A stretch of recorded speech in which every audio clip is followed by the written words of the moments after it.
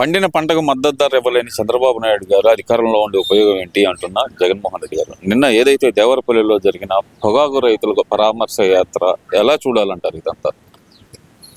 జగన్మోహన్ రెడ్డి అనే వ్యక్తికి చిత్తశుద్ధి లేదు. అతను ఒక గ్యాంగ్ని వేసుకొని రైతుల్ని పరామర్శించాల్సింది పోయి, రైతులకు ఏదన్నా నష్టం జరిగితే దాని గురించి ప్రశ్నించాల్సింది పోయి, రైతులు బాగోగుల గురించి ఏమైనా అవసరమైతే అసెంబ్లీకి మాట్లాడాల్సింది పోయి, అవేమీ చేయకుండా వెళ్ళి బేళ్లు తొక్కడం, సింధులు వేయడం, గోల్ చేయడం, ఆయన ప్రభుత్వంలో ఏదో 100 రూపాయలు ఇచ్చానని చెప్పిన అబద్ధం సృష్టించడం. అప్పుడే ఎమ్మటే రైతులు ఏమి ఇచ్చావు నువ్వు, నీ ప్రభుత్వంలో కూడా నువ్వు ఇవ్వలేదు, ఈ రోజున నువ్వు మళ్ళీ అది చెప్పడానికి వచ్చావని చెప్పిన ప్రశ్నలు ఎమ్మటే రైతులు కూడా కురిపించడం జరిగింది. రైతు పక్షాన చంద్రబాబు నాయుడు ప్రభుత్వం పనిచేస్తూ ఉంది. ఈ రోజున రైతాంగానికి గిట్టుబాటు ధర లేనప్పుడు దాని గురించి కేంద్ర ప్రభుత్వం మరియు రాష్ట్ర ప్రభుత్వం రెండు కూడా ఆలోచన చేస్తూ ఉన్నాయి. దానికోసం ఆల్రెడీ బేళ్లు కొన్ని విడతలుగా తీసుకుంటా ఉన్నారు. దాంట్లో బాగా నడుస్తూ ఉంది. ఇంతకుముందు కూడా మామిడికాయలు కూడా ఇట్లాగే రోడ్ల మీద పోసి ట్రాక్టర్లతో తొక్కించావు. ఈ రోజున చెక్కులు మొత్తం నీ గ్యాంగ్తో, నీ రౌడీ మోకలతో తొక్కిస్తూ ఉన్నారు. అసలు నువ్వు చేసేటువంటి పనులకి అసలు నీ ఎమ్మెల్యేగా కూడా అర్హత లేనటువంటి జగన్మోహన్ రెడ్డి ఈ రోజున వెళ్ళి మాట్లాడడం అనేది చాలా దుర్మార్గమైన విషయం.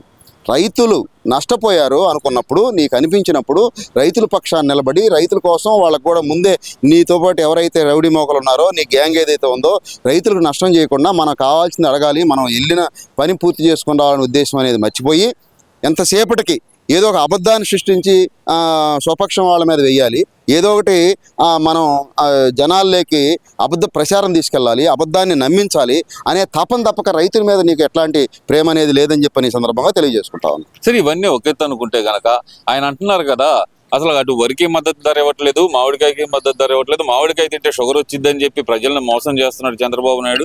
అలాగే మిర్చి తింటే కనుక అల్సర్ వచ్చిద్దని చెప్పి చెబుతున్నారు, బియ్యం తింటే క్యాన్సర్ వచ్చిద్దని చెప్తున్నారు. ఇవన్నీ చంద్రబాబు నాయుడు గారు చెప్పి ఆ రైతులందరినీ మోసం చేస్తున్నాడు అనే మాట మరి నేను జగన్మోహన్ రెడ్డి గారు ఘంటాపథంగా చెబుతున్నారు. మరి జగన్మోహన్ రెడ్డి ఇవన్నీ అభూత కల్పన. రైసుతో పుట్టినటువంటి రైతాంగం రైస్ తినకుండా ఎట్లా ఉంటారు? మిర్చికి ఘాటైన నిదర్శనం పలికినటువంటి మిర్చి గుంటూరు అంటే చాలా గొప్ప.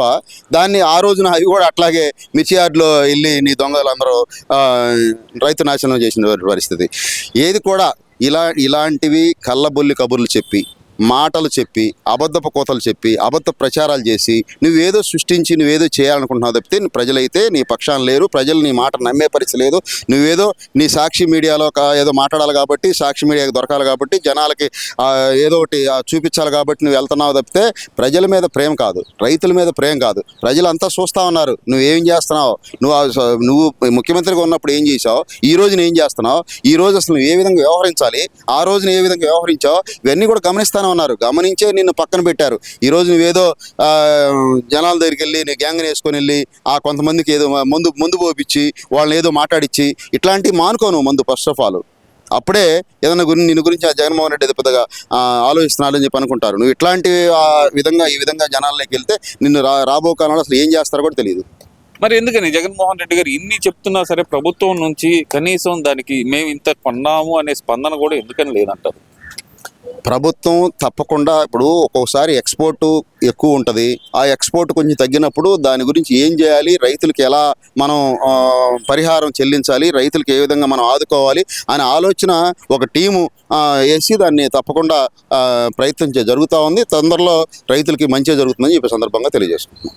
కొంతమంది రైతులు ఆల్రెడీ చెప్తానే ఉన్నారు. నిన్న కూడా అక్కడ జగన్మోహన్ రెడ్డి పర్యటన అయిపోయిన మరుక్షణమే ఒక రైతు బయటకు వచ్చి చెప్పాడు, ఆయన వచ్చి ఉపయోగం లేదు, మా బేళ్లన్నీ సర్వనాశనం చేసి వెళ్ళిపోయాడు తప్పితే అతని వల్ల మాకు నష్టం తప్పితే ఏం జరగలేదని ఒక రైతు ఆవేదన చెందడం.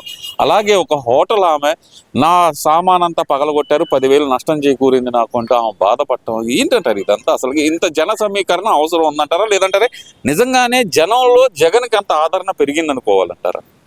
ఇప్పుడు ఒకవైపు చంద్రబాబు నాయుడు, నారా లోకేష్ గారు, పవన్ కళ్యాణ్ గారు, మోడీ గారు కూటమి ప్రభుత్వంగా ఏర్పడి బ్రహ్మాండంగా అభివృద్ధి సంక్షేమం అన్నీ చేస్తున్నారు. అవి చూసి ఓరవలేక ఇతను ఏదో ఒకటి ఇతని గ్యాంగ్ని వేసుకెళ్ళి హోటళ్ళు పగలగొడతారు, తాగి తందనాలు ఆడతారు, చెక్కులు దొక్కుతారు, మామిడికాయలు దొక్కుతారు, మిర్చి దొక్కుతారు. వీళ్ళకి అసలు పని బాట లేదు. ఏదో ఒకటి అంటే మంచి గురించి మాట్లాడుకోవడానికి టైం లేకుండా వీళ్ళు చేసే చెడు గురించి మాట్లాడుకుంటే మంచి ఎటో వెళ్ళిపోద్దని వీళ్ళు భావిస్తారు. కానీ డెఫినెట్గా ప్రజలందరూ గమనిస్తూ ఉన్నారు. రాబో కాలంలో మీకు మళ్ళీ కూడా మీకు బుద్ధి చెప్పే పరిస్థితి ఉంటుంది తప్పితే మీ మాటలు నమ్మే పరిస్థితి అయితే ప్రజలు ముందు కూడా చూసే పరిస్థితి లేదు. సరే, గతంలో జగన్మోహన్ రెడ్డి గారి శ్రీకాకుళం పర్యటన సందర్భంగా జరిగిన ఏదైతే అలజడి ఏదైతే ఉందో ఒక మహిళా ఎస్ఐ మీద దాడి గురించి కొడాలి నాని మాట్లాడుతూ అసలు ఆ ఒక్క మహిళా ఎస్ఐ ఎందుకు వెళ్ళింది అక్కడ, ఆమెను కూడా మేము వాళ్ళు ఏమనలేదు కదా, ఆమెను అడ్డం పెట్టుకొని దొంగ రాజకీయాలు చేస్తున్నారు చంద్రబాబు నాయుడు గారు, తప్పుడు కేసులు పెడుతున్నారు అనే మాట అంటున్నారు కదా.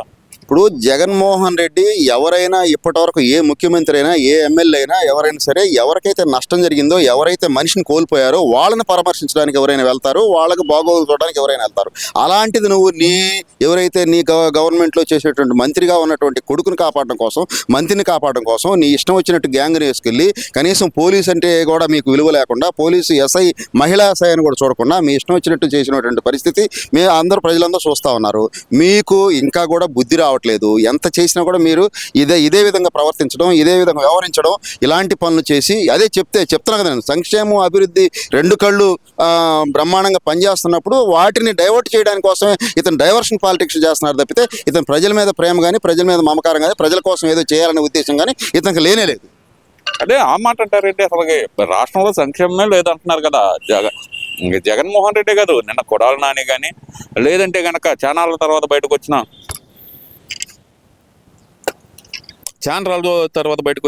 ఏదైతే కనుక అనిల్ కుమార్ యాదవ్ కానీ వీళ్ళిద్దరూ అదే మాట చెప్తున్నారు కదా, బెదిరిస్తున్నారు, భయపెడుతున్నారు తప్పితే కూటమి ప్రభుత్వం ఏం చేయట్లేదు. మహా అయితే 40-50 రోజులు జైల్లో పెడతారు, మళ్ళీ బయటకు వస్తాం, ఉధృతంగా ఉద్యమం చేస్తామని చెప్పి అనిల్ కుమార్ యాదవ్ చెబుతున్నారు. మరో పక్కన కొడాలి నాని చెప్తున్నారు. ఎలా చూడాలంటారు మరి?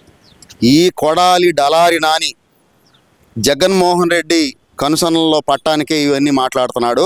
అదేవిధంగా అనిల్ కూడా ఆ రోజు పర్సెంటా అని చెప్పని మాట్లాడినటువంటి వ్యక్తి, పోలవరం పూర్తి చేసినటువంటి పరిస్థితి ఈ రోజున చంద్రబాబు నాయుడు గారు చేస్తున్నారు. ఆ రోజున ఆయన 72% మనం అప్పటికి 2014 నుంచి 19లో పోలవరం ప్రాజెక్టు పూర్తి చేసే చంద్రబాబు నాయుడు కనీసం వీళ్ళు 2% కూడా దాని జోలికి వెళ్లకుండా దాన్ని నిర్వీర్యం చేసిన పరిస్థితుల నుంచి మళ్ళీ 2027 నాటికి తప్పకుండా పోలవరం ఇస్తామని చెప్పని ఈ రోజు చంద్రబాబు నాయుడు గారు చెప్తా ఉన్నారు. తప్పకుండా అదేవిధంగా పోలవరం ఇస్తారు, రాజధాని కూడా 2025 నాటికి ఇస్తారు, వెలుగోడు ప్రాజెక్ట్ ఇస్తారు. ఇట్లాంటివి అన్నీ కూడా కార్యక్రమాలు ప్రతిదీ ఏదో ఒక రూపంలో పనిచేసుకుంటూ పోతున్నారు. కాబట్టి వీళ్ళు చూసి ఓరవలేకనే వీళ్ళు ఇట్లా మాట్లాడుతాం తప్పితే ఈ అనిల్ చెప్పే మాటలకి కొడాలి దళారి మాటలకి ఎవరు నమ్మే పరిస్థితి అయితే లేదు.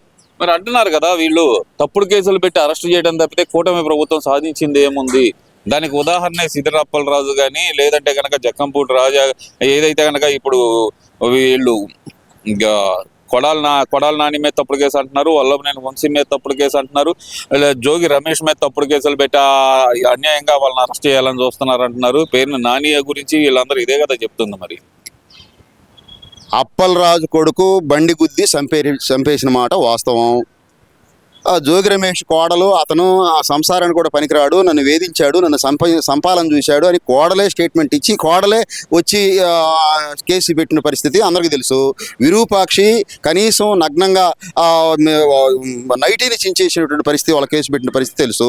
ఎవరైనా సరే మీరు అసలు అరాచకాలు చేస్తున్నారు తప్పితే ఎవరు దాని గురించి ఆలోచించట్లేదు. ప్రజలు ఈ రోజున ఎందుక వీళ్ళకి దుర్బుద్ధి పుట్టింది, ఇలా ఈ విధంగా ప్రతి ఒక్కళ్ళని ఏదో ఒక రకంగా మనుషులను చంపడం, కొట్టడం, తిట్టడం, బేళ్లు దొక్కడం, మిర్చి దొక్కడం, మామిడికాయలు తొక్కడం, ఇట్లాంటివన్నీ కూడా ఏ ఒకటి నాశనానికి వీళ్ళు ఆలోచిస్తున్నారు తప్పితే మంచిగా ఎందుకు ఆలోచించట్లేదు. వీళ్ళకి ఆ భగవంతుడు మంచిగా ఆలోచించే బుద్ధి ఇవ్వాలని చెప్పి ఈ రోజు ప్రజలు కోరుకుంటా ఉన్నారు.